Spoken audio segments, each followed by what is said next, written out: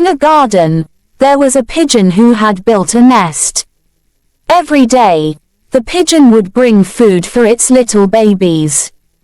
The baby birds were growing feathers and getting bigger. One day, the pigeon returned with food and found its babies looking worried. They said, "We heard the owner of the garden talking to his son. He said, it's time to pick the fruits. Tomorrow, I will bring my friends to help me since my arm is hurt, and I can't do it alone." The pigeon calmly told its babies, "Don't worry. The owner will not come tomorrow with his friends." And just as the pigeon said, the owner didn't come the next day. A few days later, the owner came back with his son and said, "I couldn't come to pick the fruits because my friends didn't show up, but they promised to come tomorrow for sure."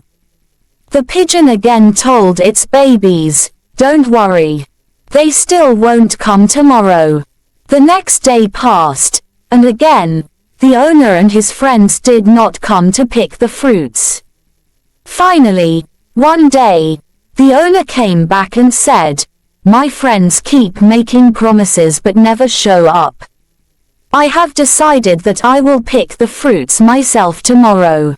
Hearing this, the pigeon became worried and told its babies, "Now we must find a new place to live. The owner will come tomorrow for sure because he has decided to do the work himself." This story shows that relying on others can sometimes lead to disappointment. It's better to do your work by yourself.